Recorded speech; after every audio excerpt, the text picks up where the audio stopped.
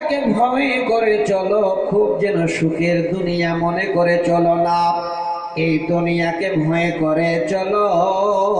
ওয়াত্তাকুন নিসা, আর মেয়েদের কাছ থেকে তোমরা বেঁচে চলো।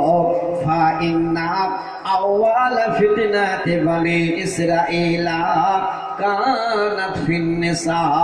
আল্লাহ রাসূল কারণটা এবার বলে দিলেন, হে উম্মত, কারণ হলো পৃথিবীর বুকে বনি ইসরাইলের মধ্যে একটা ফিতনা সৃষ্টি হয়েছিল, আর এই ফিতনাটা সৃষ্টি হয়েছিল একটি মেয়ে মানুষকে কেন্দ্র করে।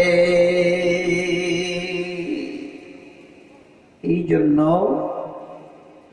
আল্লাহ রাসূল বারবার এই শব্দটা বলছেন যে এই দুনিয়ার ফিতনা থেকে তোমরা বেঁচে থাকো।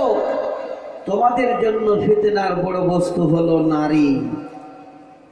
ভাইজান, একটু কথা বলবেন, ভালো লাগবে।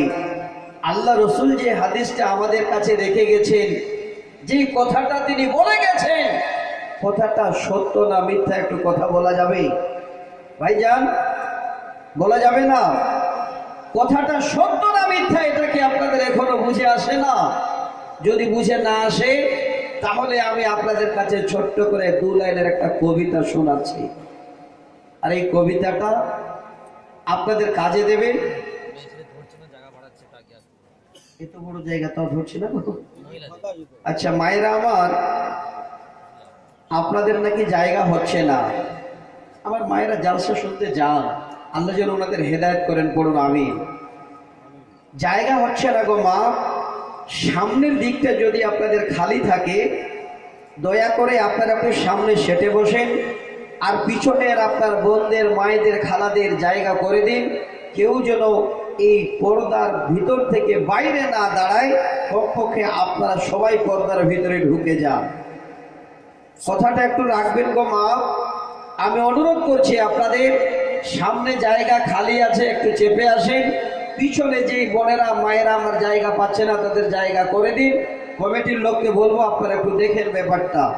যাক, খুব ভালো লাগছে যে আপনারা শোনার উদ্দেশ্যে এসেছেন। এবার শোনেন, এই কবিতাটাকে ভালো করে একটু মাথায় বসান যে আল্লাহ রাসূল হাদিসগুলো বলে গেছেন, একটাও মিথ্যে নয়। কবি বলেন, কোন দেশেরই মেয়ে তুমি,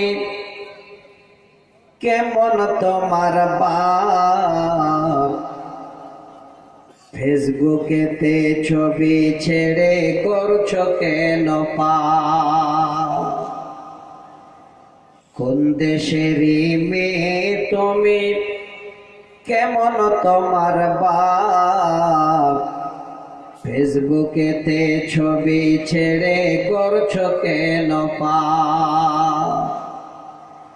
ছেলে মেয়েদের পাশে বসে শিক্ষা দেয় না ভাই, মা বাবাকে কেমন লাগে ফেসবুকে জিগায়।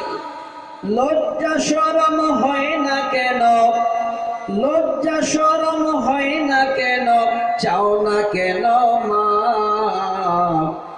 ফেসবুকেতে ছবি ছেড়ে করছো কেন পাপ মেয়ে, ফেসবুকেতে ছবি ছেড়ে করছো কেন পাপ। একটু বর্তমানটাকে মিলান। যখন এই মোবাইল খুলতে যাবেন, এবার মোবাইলের স্ক্রিনে যখন এই লাইট জ্বলবে, যে কোনো কাজের জন্য আপনি এবার হাত বাড়ান, দেখবেন আমার মায়েদের ছবিটা আগে যেন সামনে হাজির। ফেসবুক খুলতে যান, আগে দেখেন সুন্দরী সুন্দরী মেয়েদের চেহারা চোখে পড়ে। নিচে যদি একবার লক্ষ্য করে দেখেন, ওই মেয়েদের নামগুলো আছে আমিনা, সাবিনা, সালেহা, ফাতেমা। এই নামগুলো যেন সুন্দর করে লেখানো আছে।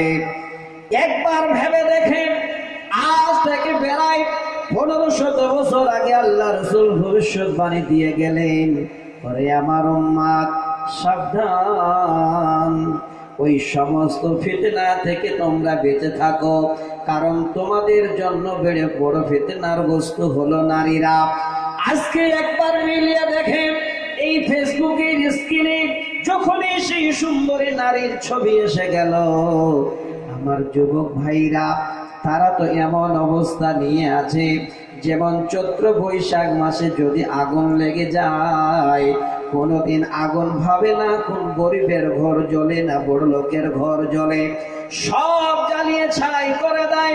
ঠিক বর্তমান আমার তরুণ যুবক ভাইরা ফেসবুকে যেন এইভাবে করে, তাদের যৌবন জ্বালাকে নিভাবার জন্য তারাও যেন সদা সর্বদা তৈরি থাকে। যখনই দেখলো এমন সুন্দর একটা যেন ফেসবুকে ছবি ভেসে উঠেছে, এবার লাইক দিয়ে কমেন্ট করে শেয়ার করে যেন এবার বন্ধু আর বান্ধবী বাড়ছে। কথাটা মিথ্যা বলেছি ভাই? একটু আমাকে সময় লাগবে। আপনাদের কাছে অনেকগুলো কথা বলার জন্য কোরআন এবং সেই সুন্নাহর দলিল নিয়ে এসেছি। আপনারা যেভাবে বসে আছেন, বসলেন আলহামদুলিল্লাহ, কিছু নিয়ে যাবেন এটা আমি আশাবাদী। আজকে এই রকমের যে বড় মানে কলঙ্ক, বড় রকমের কিছু হচ্ছে, এই দায়ী কিন্তু এক নম্বর মা বাবা। আমার বিষয়ের মধ্যে আছে, আমার মায়েদেরকে আমি কেন আগে সচেতন করছি। আরবের একজন কবি তিনি লিখেছেন, আল উম্মু মাদ্রাসাতুন আ'দাত্তাহা আ'দাত্তা শাবান তাইয়াবাল আগরা। পৃথিবীর বুকে সর্বপ্রথম যেটা হলো মাদ্রাসা, যেটা হলো প্রাইমারি স্কুল, সেটা হলো মা জননীর কোল। ওই মা যেইভাবে শিক্ষা দেবে, যেইভাবে ওই বাচ্চাদের পড়াবে, সেই বাচ্চারা আগামী দিনে তারা ভালো জায়গায় পৌঁছে যাবে, তারা পাক পবিত্র জায়গায় হাঁটবে। আর যদি প্রাথমিক বিদ্যালয়টাই একটু গড়বড় হয়ে যায়, তাহলে সেই বাচ্চারাও কিন্তু নষ্ট হয়ে যাবে। আছে আমার বিষয়ের মধ্যে, ইনশাআল্লাহ হাদিসটা নিয়ে আসবো, কোরআনের আয়াত আপনাদের দলিল দেব। এবার আসেন, কথাটা যে বললাম হয়তো আপনাদের মনে একটু দুঃখ হলো যে আমরা ফেসবুক চালাই তার জন্য হুজুর মনে হয় বলছেন না, এটা বলছি না। একটু আপনারা ভাবেন, আমার খুব আফসোস হলো যখনই শুনলাম আমার নানাজান চলে গেছেন দুনিয়া ছেড়ে, ইব্রাহিম বর্ধমানী সাহেব। চিন্তা তো সবাই ভালোবাসতেন ওনাকে, ভালো মানুষ, একসঙ্গে কত জায়গায় প্রোগ্রাম করেছি, কত ভালো লাগছিল। তিনি চলে গেছেন, তারাই ছেলে নাকি ভালো আলোচনা করছেন, স্বচক্ষে দেখলাম এবং শুনলাম, ভালো লাগলো আলহামদুলিল্লাহ। আজকে একবার যদি আমরা ভাবি তাহলে কিন্তু আমাদের সেই চিন্তাধারা আবার ফিরে আসবে। উনি ওই রকমের কথাগুলো বলতেন, আল্লাহ রসুলের ভবিষ্যৎবাণীগুলো মানুষের সামনে তুলে দিতে। তো আজকে যারা মা বাবা, আমি অনুরোধ করব আপনারা একটু সচেতন হন। আগের যুগে আজকে আমরা হয়তো নিউ মডেল জামানা পেয়েছি, আপডেটেড জামানা পেয়েছি, খুশিতে ঘুরছি বেশিরভাগ, আল্লাহর কোরআন ভুলে গেছি। আল্লাহ বলছেন, ফালিয়াবকু কালিলা ফালিয়াবকু কাসীরা, বেশি বেশি করে কান্না করো আর হাসো কম। কিন্তু তার উল্টো, প্রত্যেক কাজ উল্টো। আমাদের চোখে আজকে পানি নেই, আমাদের চোখে কান্না নেই, শুধু হাসি হাসি, এইভাবে আমরা সময় নষ্ট করে দিচ্ছি। আগের যুগে আমার মায়েরা, আমার বোনেরা যা ছিল, বর্তমান যুগে তার থেকে আলাদা। যদি রাস্তা দিয়ে কোনো পুরুষ হেঁটেছে আর কোনো মেয়ে মানুষ যায়, আগে ঘোমটা টেনে নিয়ে আমার মায়েরা, দাদিরা, নারীরা তারা কিন্তু আগে সাইড হয়ে গেছে যে আগে পুরুষেরা পার হয়ে যাবে, তারপরে আমরা যাব। বর্তমান যদি 10 জন পুরুষ একসঙ্গে আসে আর একটা যদি মেয়ে মানুষ হেঁটে যায়, তো ওই মেয়ে মানুষ সাইড হওয়া তো দূরের কথা, 10টা পুরুষকে মাঝখানে সাইড দিতে হবে, ওই মেয়েটা মাঝখানে রাস্তা দিয়ে যাবে। বলুন ঠিক না ভুল বললাম? কবিতায় যেন বলেন, দাদি মায়ের বন্ধু হইলে আগেকার যুগে, এখন তোমার বন্ধু লাগে সারা দুনিয়াতে। দাদি মায়ের বন্ধু হয়নি আগেকার যুগে,